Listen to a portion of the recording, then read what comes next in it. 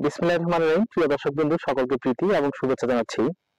আমরা এখন আছি শাহরাস্তি উপজেলার সূচিপাড়া দক্ষিণ ইউনিয়নের রাগৈ গ্রাম সংলগ্ন মাঠে।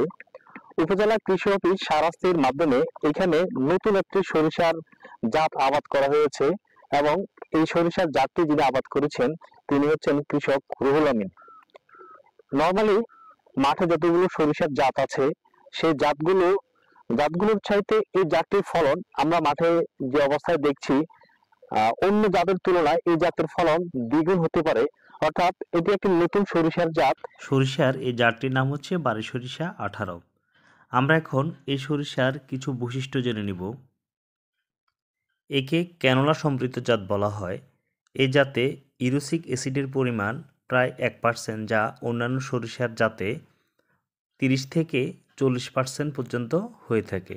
এই জাতের ফলন অর্থাৎ প্রতি শতাংশ যদি আমরা হিসেব করে থাকি তাহলে প্রতি শতাংশে এই জাতটির ফলন প্রায় 10 থেকে 12 কেজি পর্যন্ত হয়ে থাকে। এই জাতটির জীবনকাল কিছুটা বেশি হয়ে থাকে। যেমন আমরা বারি সরিষা 14 যে জাতটি আছে সেই জাতটির জীবনকাল হচ্ছে 75 দিন, কিন্তু এই ক্যানোলা সমৃদ্ধ এই বারি সরিষা 18 জাতটির জীবনকাল 95 থেকে 100 দিন হয়ে থাকে। এক একটি গাছে শাখা এবং প্রশাখা প্রায় 32টির মতো শাখা প্রশাখা হয়ে থাকে এবং এই জাতটির ভিতরে যে গ্রেন থাকে বা দানা থাকে, দানার রং কালো এবং এই দানাতে তেলের পরিমাণ থাকে 42 থেকে 46% পরিমাণ। আপনারা জানেন যে সরিষার কোনো অংশই ফেলা যায় না।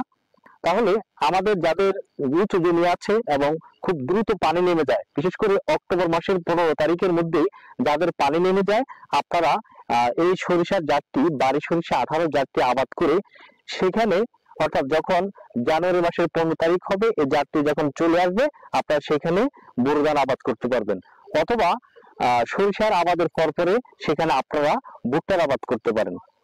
18 জাতটি অন্যান্য জাতের তুলনায় দ্বিগুণ ফসল আশা করা যায়। আশা করি এই কৃষক রুহুল আমিন কৃষকের দেখায় সরিষা আবাদের দেখায় অত্র অঞ্চলে আশা করি সরিষার আবাদ অনেকখানি বৃদ্ধি পাবে আমি আশা করতেছি।